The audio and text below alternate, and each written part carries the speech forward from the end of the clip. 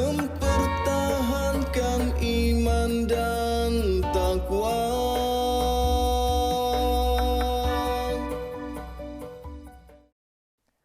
A'udzu billahi minasy syaithanir rajim. Bismillahirrahmanirrahim.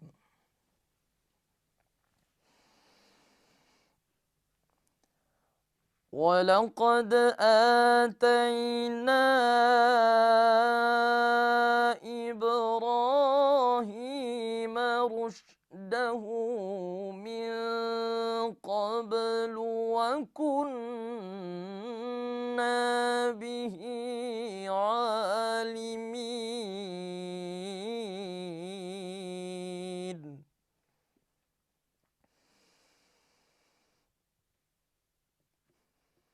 إِذْ قَالَ لِأَبِيهِ وَقَوْمِهِ مَا هَٰذِهِ التَّمَاثِيلُ الَّتِي أَنتُمْ لَهَا عَاكِفُونَ.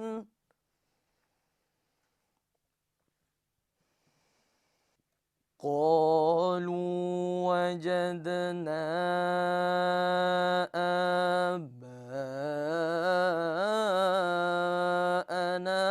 لها عابدين.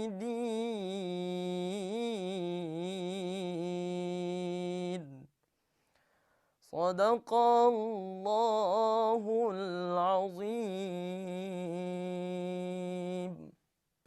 Bismillahirrahmanirrahim. Assalamualaikum warahmatullahi taala wabarakatuh. Alhamdulillahirabbil alamin wassalatu wassalamu ala asyrafil anbiya wal mursalin sayyidina Muhammadin wa ala alihi wa sahbihi ajma'in. Rabbi shrah li sadri wa yassir li amri wahlul 'uqdatam min lisani yafqahu qawli. Sirah Nabi dan Rasul pada kali ini insya-Allah saya akan membawakan bis kita menyelusuri perjalanan hidup salah seorang Rasul ulul azmi yang 5. Macam mana yang kita ketahui, ia ada 5. Yang pertama Nabi Nuh, Ibrahim, Musa, Isa dan Nabi kita ni junjungan besar kita Nabi Muhammad sallallahu alaihi wasallam. Jadinya kita ni kan melihat kenapa Nabi Ibrahim ini diangkat menjadi salah seorang Rasul ulul azmi. Kita ni kenalan dulu siapakah dia ni. Nabi Ibrahim merupakan anak kepada Azhar bin Tahur. Beliau berasal daripada sebuah tempat bernama Faddam Aram di Babylon. Wah, satu nama yang canggih, Babylon. Tapi sekarang ini Babylon itu dikenali dengan Iraq. Jadinya baginda itu berlahir di negeri Iraq. Nabi Ibrahim ini bapanya seorang yang mempunyai perniagaan membuat patung berhala. Atutah perniagaannya. Jadinya, bapanya ni, ia mendidik Nabi Ibrahim daripadanya Jamil. Ia sudah merancang. Nabi Ibrahim ini akan mewarisi perniagaannya membuat patung berhala ni. Nabi Ibrahim darinya umur 7 tahun sudah, ia seorang yang pintar. Ia selalu berfikir. Ia memakai logik akalnya. Ia selalu berfikir, kenapa orang menyembah patung berhala ni? Kenapa menyembah benda yang indah hidup? Kenapa menyembah benda yang indah ada fungsi apa-apa? Kenapa menyembah patung berhala yang dibuat dan boleh dimusnahkan oleh tangan manusia itu sendiri? Kenapa? Ia tanya bapanya, Pak, kenapa kata ni menyembah patung berhala ni? Yang langsung dah ada fungsi apa-apa, indah je bergerak, indah je bapak, sanang-sanang untuk dimusnahkan. Apa jawapan bapanya? Jangan tak kau tanya, ani sudah adat kata ni daripada datu nini kata ni. Jangan tak kau tanya, ani jalan yang lurus. Itulah kata bapanya lah kepada anaknya ni. Satu hari, bapa Nabi Ibrahim ini menyuruh Nabi Ibrahim menjadi seorang penghantar patung berhala. Istilah pada masa ini kalau saya tidak silap jadi rana. Jadinya Nabi Ibrahim ini menjadi rana kepada bapanya, membawa patung itu kepada pembali-pembali. Dan satu ketika ia melintas di satu sungai. Ia melihat sungai itu, lihatnya, aku kan buang patung-patung ini. Aku kan melihatnya. Apa yang hebat sangat pasal patung ini? Dibuangnya patung itu arah sungai. Nah, kalau kamu ni benar dewa yang hebat, bagus, ya, kamu layak untuk jadi Tuhan, selamatkan diri kamu. Aku kan melihat. Apa keistimewaan kamu ni? Patung itu tinggalam dan terus tinggalam. Indah seperti yang diharapkan oleh Nabi Ibrahim, boleh melihat ia berenang. Nama je patung, tak ada fungsi apa-apa. Dan ada satu ketika lagi, pembeli-pembeli datang ke kedai bapanya. Ia menjual sambil bercakap, siapa akan beli patung ni? Tak ada guna apa-apa, tak ada faedah apa-apa. Dibuat, lepas itu disambah. Indah lagi bergerak. Dia faedah memohon. Itu Nabi Ibrahim pada masa itu. Ia sudah berfikir jauh ke hadapan. Nabi Ibrahim ini, ia sudah mempunyai keteguhan hati. Ia percaya Allah Subhanahu Wa Taala itu adalah Tuhan. Jadinya, ia meminta pada Allah Subhanahu Wa Taala, ia membuat permohonan, ya Allahnya, aku yakin dengan kekuasaanmu, tetapinya aku mau melihat engkau hidupkan semula makhluk yang sudah mati. Setiap yang hidup pasti akan mati. Dalam Quran pun ada beritahu, kullu nafsin za'iqatul maut, setiap yang bernyawa pasti akan mati. Jadinya ia memohon pada Allah Taala, aku mau melihatnya dengan mataku sendirinya. Macam mana kau menghidupkan makhluk yang sudah mati? Allah Taala tanya kepada Nabi Ibrahim, kau indah percaya akan kekuasaanku kah? Nabi Ibrahim jawab, aku percaya, tapi aku mau melihat dengan mata kepalaku sendirinya. Allah Ta'ala faham benar tentang Nabi Ibrahim ini. So, ditunaikannya permintaan Nabi Ibrahim ini. Ia tunaikan permintaan Nabi Ibrahim. Ia memerintahkan Ibrahim, tangkap 4 ekor burung. Lepas itu, dikarat-karat 4 ekor burung ini, taruh di 4 bukit yang berlainan. Satu bahagian di sini, satu bahagian di sana, dan manakala yang lain-lain tu di bukit masing-masing. Selepas selesai ia buat, maka Allah Ta'ala perintahkan, panggil balik burung-burung itu. Panggil balik semula. Nabi Ibrahim panggillah burung-burung itu. Saya pun dia tahu apa namanya, pasal anda hidup pada masa itu. Jadinya Allah Ta'ala sudah membagi namalah kepada Nabi Ibrahim, panggil baliknya. Datang semula 4 ekor burung ini seperti sedia kala hidup. Maka bertambahlah keyakinan, bertambahlah keimanan Nabi Ibrahim alaihissalam. Mula-mula bilanya diangkat menjadi Rasul, Nabi Ibrahim AS, ia berfikir, tanggungjawabku yang pertama adalah aku mesti berdakwah kepada bapakunya. Ia berusaha. So, disebabkan itu bapanya, ia memakai kaedah pendekatan dengan cakap-cakap halus, apa itu ini, tindakan berkasar. Namanya juga ya anak, dan mempunyai sifat yang bagus. So, masa tu ia tanya, paknya, kenapa kan kata ni menyembah berhala apa ini? Pertanyaan yang sama, masanya damai. Ditanyanya lagi. Kali kata bapanya, jawapan yang sama, itu adalah adat daripada nenek moyang kataninya.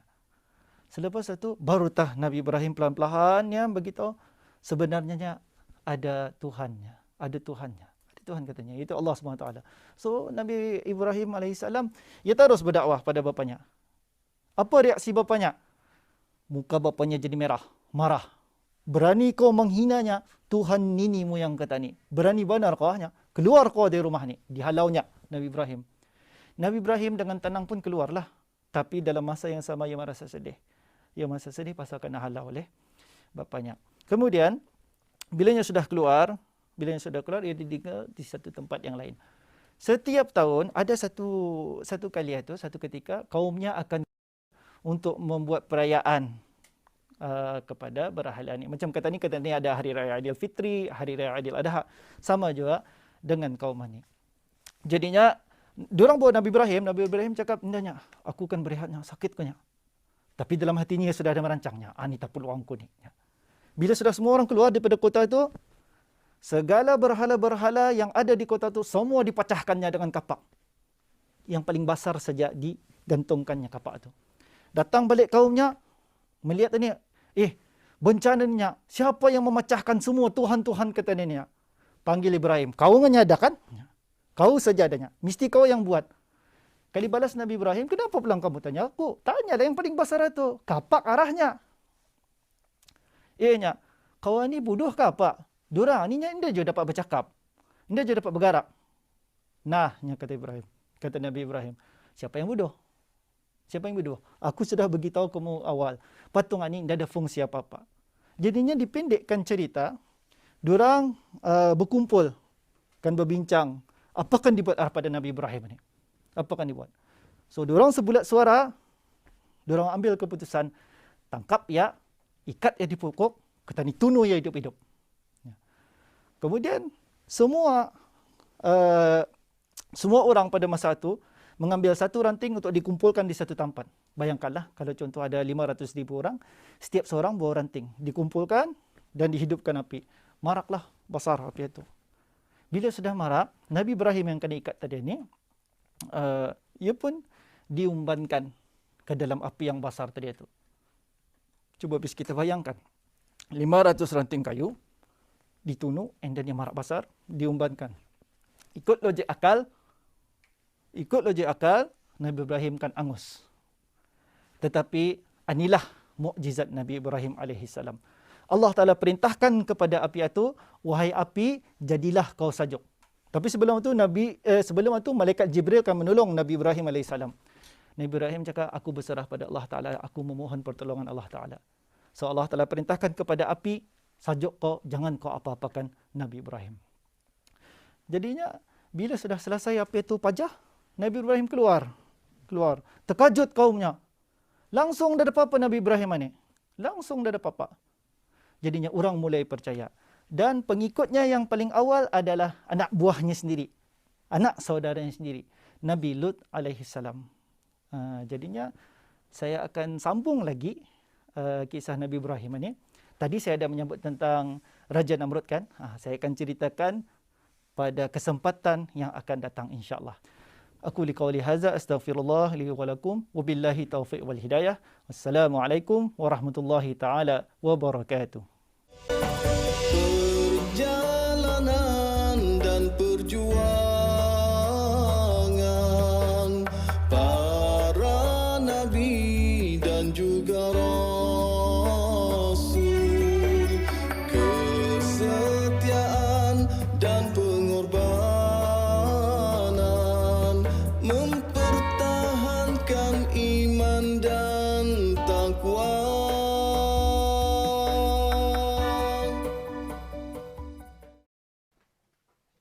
أعوذ بالله من الشيطان الرجيم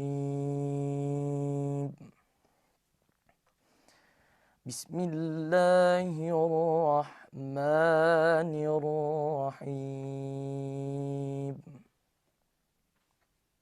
فلما جن عليه الليل رأى كوكبا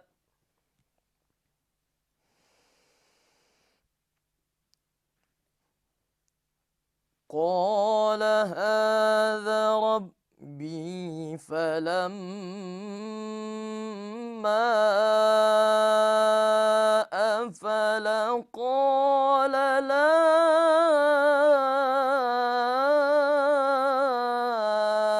أحب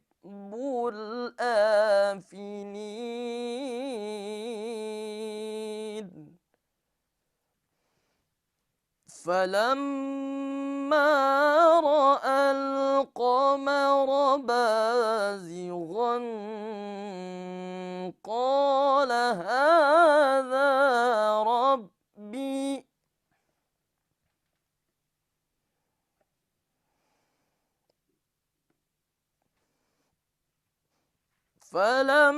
فلما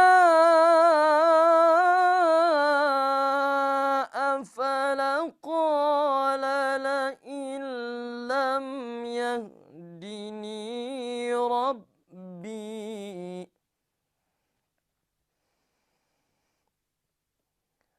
لأكونن من القوم الضالين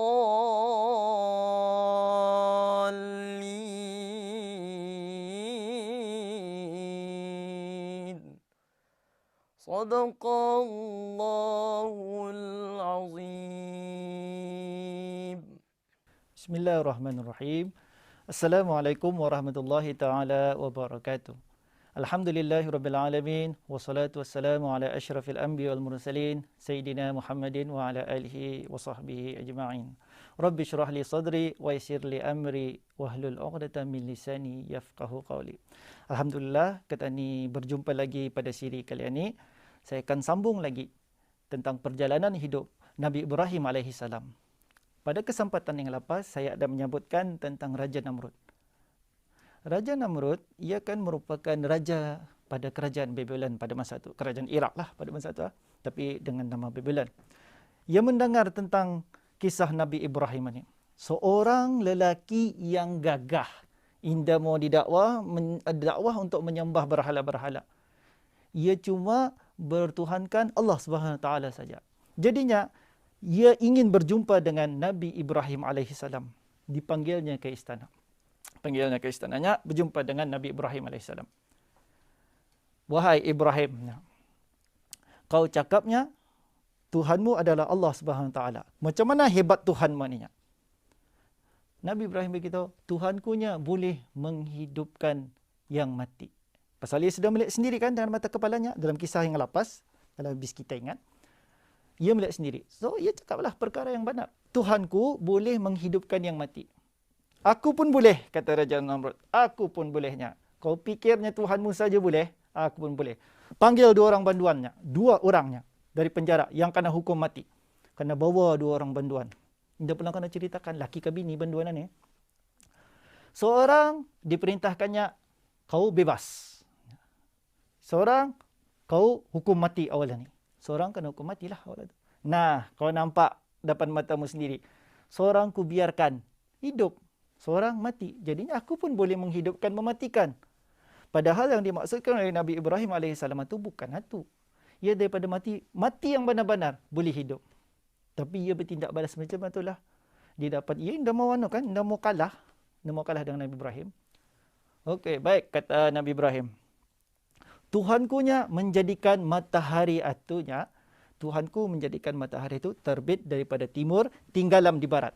Aku kan menyembah kau, aku kan bertuhankan kau, kalau kau boleh buat terbalik.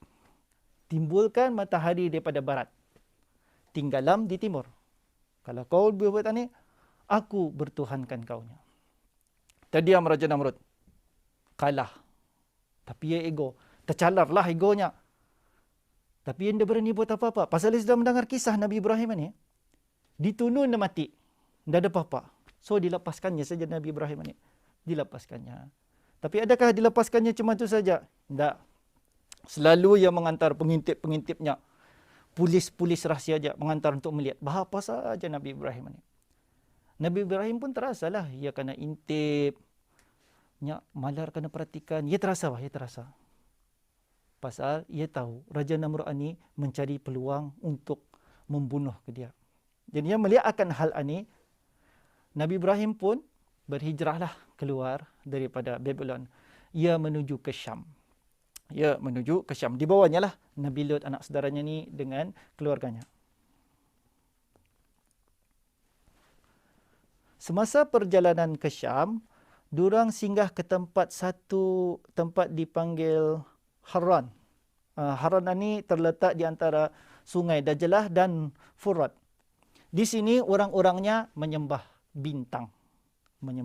Bintang di langit. Mula-mula Nabi Ibrahim setujulah dengan diorang. Atas dasar ia akan berdakwah. Di sana ia akan melihatkan untuk berdakwah bil hikmah. Ia ikut dulu. Menyembah bintang. Tapi sudah siang, bintang hilang. Maka macam mana bolehkan menyembah Tuhan yang hilang-hilangan ni? Sekejap ada, sekejap tak ada. Malam ada, siang tak ada. Lepas tu berlalih. Menyembah yang matahari. Pun sama juga. Bila sebelah malam, matahari tak ada. Dia pertikaikan juga. Kenapa kata ni kan menyembah Tuhan yang sekejap ada, sekejap tak ada? Macam istilah kata ni masa ni, iklan chip semua. Sekejap ada, sekejap tak ada. So Nabi Ibrahim perlahan yang menggunakan pendekatan ini. Untuk memberitahu kepada kaum itu bahawa Allah Subhanahu Wa Taala adalah pencipta kepada Tuhan-Tuhan yang dorang sembah ni. Adakah kaum ni menerima? Tak ada. Dorang dah terima. Jadinya Nabi Ibrahim pun mengambil keputusan yang sama, berhijrah ke tempat yang lain. Baginda memilih untuk berhijrah ke Mesir, Egypt, sana. Ya, tujuannya. Di bawahnya lah Nabi Lut AS dengan bininya Siti Sarah pada masa itu. Bininya. Jadinya, bilanya sampai ke Mesir, rupa-rupanya Raja Mesir ni seorang yang zalim. Pantang yang melihat bini-bini lawak. Kalau yang melihat bini-bini lawak, dibawanya ke istana, dijadikannya gundik istana. Dan kalau sekiranya bini-bini itu sudah kahwin, bini-bini lawak itu sudah kahwin, dirampasnya daripada lakinya dan lakinya itu dibunuhnya. Macam mana tu kejamnya Raja Mesir itu pada masa itu.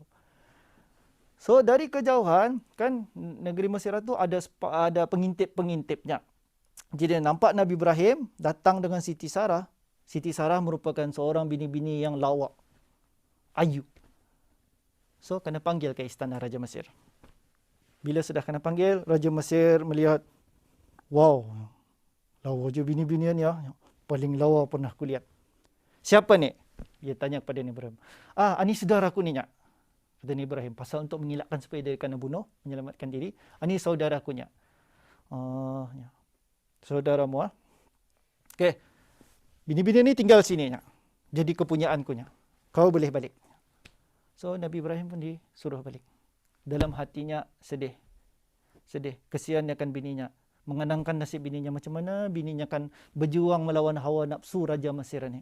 Ia seorang, Nyak, bini-bini. Sedangkan Raja Mesir ni siap dengan asgarnya apa. Nabi Ibrahim pun dia boleh buat apa-apa. Apalagi Siti Sarah.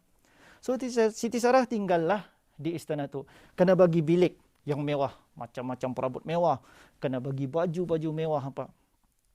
Tapi ia langsung indah gembira. Sedih. Sedih ya. Murung saja muanya. Padahal yang pakai baju lawa-lawa di tempat yang indah-indah. Di luar, lakinya Nabi Ibrahim AS dah putus-putus berdoa.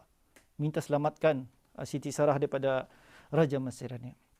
Jadinya, Siti Sarah pun di sana tu dia pun berdoa je minta perlindungan Allah Subhanahu Wa Taala. Allah Taala kabulkan permintaan diorang berdua, digerakkannya hati Raja Mesir ni sedih. Diumpankannya rasa sedih. Sayu rawanati. Lihatnya Siti Sarah ni rawanati, dilepaskannya tah. Bukan saja dilepaskannya, dibagi lagi seorang hamba bernama Siti Hajar. So berbaliklah semula Siti Sarah kepada Nabi Ibrahim AS. Di Mesir, Nabi Ibrahim AS dengan Nabi Lut ni, diorang membuat bisnis perniagaan menternak binatang dan pertanian. Bisnis diorang ni, perniagaan diorang ni maju. Sampaikan indah cukup bah. Kandang sama tempat yang khas untuk menaruh binatang-binatang ini dah cukup. Jadi selepas itu, Nabi Ibrahim pun melihat akan hal macam mana ni, Mesir ni. Untuk mengelakkan orang berniat jahat daripada arahnya, maka ia pun berpindahlah daripada Mesir itu. Keluar daripada negeri Mesir untuk pindah ke tempat lain. Walaupun Nabi Ibrahim dan Siti Sarah ni batas berkahwin, diorang belum ada anak. Jadinya, ia sayang benar, Siti Sarah sayang benar kepada Nabi Ibrahim. Yang hamba bini-bini tadi tu, Siti Hajar, Siti Sarah hadiahkan kepada Nabi Ibrahim, kawintah dengan Siti Hajar ni. Mudah-mudahan boleh oleh anak. Alhamdulillah. Bila sudah kahwin, ada anak. Jadinya pengajaran yang boleh kata ni ambil daripada kisah Nabi Ibrahim AS ini adalah kesabaran. Kita ni selalu berdoa pada Allah SWT dan jangan sekali-kali kita ni berputus asa. InsyaAllah Allah Ta'ala akan kabulkan permintaan kita ni. Sampai di sini saja saya kongsikan. InsyaAllah kita ni berjumpa pada kesempatan yang lain. Wabillahi taufiq wal hidayah. Wassalamualaikum warahmatullahi ta'ala wabarakatuh.